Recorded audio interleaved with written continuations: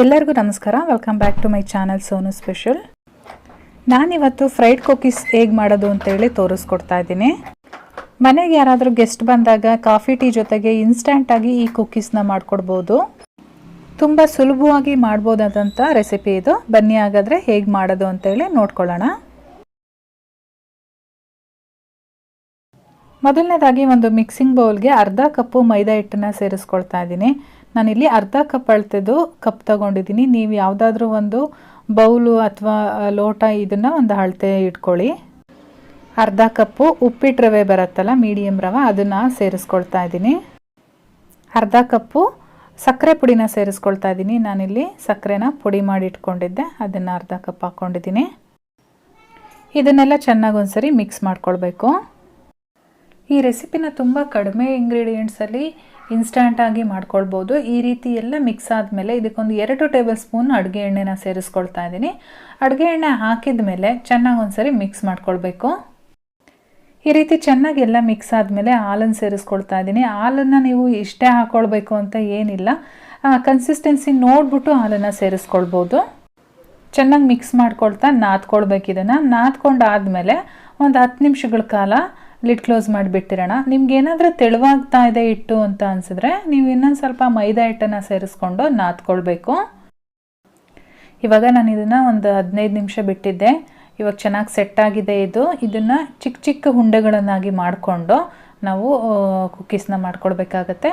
ಪಕ್ಕದಲ್ಲಿ ಒಂದು ಪ್ಲೇಟ್ ಇಟ್ಕೊಂಡಿದ್ದೀನಿ. ರೆಡಿ ಮಾಡಿರೋಂಥ ಕುಕ್ಕೀಸ್ನ ನಾವು ಅದ್ರ ಮೇಲೆ ಇಟ್ಕೊಳ್ತಾ ಹೋಗ್ಬೋದು. ಈ ರೀತಿ ಮೊದಲನೇದಾಗಿ ಕೈಗೆ ಎಣ್ಣೆನ ಸವರ್ಕೊಳ್ಳಿ. ಎಣ್ಣೆ ಅಥವಾ ತುಪ್ಪ ಏನಾದರೂ ಸವರ್ಕೊಳ್ಬೋದು.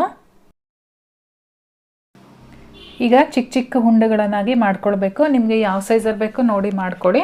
ಉಂಡೆ ಆದಮೇಲೆ ಜಸ್ಟ್ ಸ್ವಲ್ಪ ಈ ರೀತಿ ಪ್ರೆಸ್ ಮಾಡ್ಕೊಳ್ಬೇಕು. ನೀವು ಡೈರೆಕ್ಟಾಗಿ ಹೀಗೆ ಬೇಕಾದರೂ ಎಣ್ಣೆಗೆ ಹಾಕ್ಬೋದು, ಅಥವಾ ನೋಡಿ ನಾನು ಚಾಕು ಸಹಾಯದಿಂದ ಈ ರೀತಿ ಡಿಸೈನ್ ಮಾಡಿಕೊಂಡು ಎಣ್ಣೆಗೆ ಹಾಕ್ಕೊಳ್ಬೋದು. ನಾನಿಲ್ಲಿ ನೋಡೋದಕ್ಕೆ ಚೆನ್ನಾಗಿ ಕಾಣುತ್ತೆ ಅಂತ ಹೇಳ್ಬಿಟ್ಟು ಎಲ್ಲ ಕುಕ್ಕೀಸ್ನ ಇದೇ ಡಿಸೈನಲ್ಲಿ ಮಾಡಿಟ್ಕೊಳ್ತೀನಿ. ಇದೇ ರೀತಿಯಾಗಿ ಎಷ್ಟಾಗುತ್ತೆ ಅಷ್ಟನ್ನು ಒಂದು ಸೈಡಲ್ಲಿ ಮಾಡಿ ಫಸ್ಟ್ ಇಟ್ಕೊಂಡ್ಬಿಡೋಣ. ಇದೇ ಟೈಮಲ್ಲಿ ಸ್ಟವ್ ಮೇಲೆ ಎಣ್ಣೆ ಕೂಡ ಕಾಯೋದಕ್ಕೆ ಇಟ್ಕೊಂಡಿರಬೇಕು. ನೀವು ಇದೇ ಡಿಸೈನ್ ಮಾಡಬೇಕು ಅಂತ ಏನಿಲ್ಲ, ನಿಮಗೆ ಯಾವ ಡಿಸೈನ್ ಇಷ್ಟ ಆಗುತ್ತೋ ಆ ಡಿಸೈನಲ್ಲಿ ನೀವು ಕುಕ್ಕೀಸ್ನ ಮಾಡ್ಕೊಳ್ಬೋದು. ಇವಾಗ ಎಲ್ಲವೂ ರೆಡಿಯಾಗಿದೆ.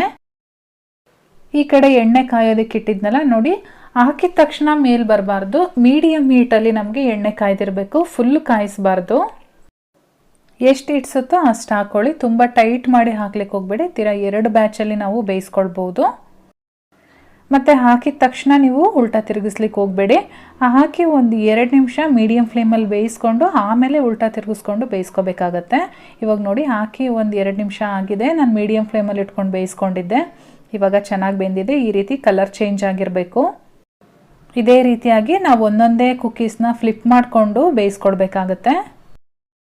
ಮೀಡಿಯಮ್ ಫ್ಲೇಮಲ್ಲಿ ಇಟ್ಕೊಂಡು ಒಂದು 6ರಿಂದ 7 ನಿಮಿಷಗಳ ಕಾಲ ಬೇಯಿಸ್ಕೊಂಡ್ರೆ ಸಾಕು, ರೆಡಿಯಾಗಿರುತ್ತೆ ಇದು. ಇವಾಗ ರೆಡಿಯಾಗಿದೆ. ನಾನು ಹೊರಗಡೆ ತೆಗೆದು ಒಂದು ಟಿಶ್ಯೂ ಪೇಪರ್ ಮೇಲೆ ಹಾಕ್ಕೊಳ್ತೀನಿ.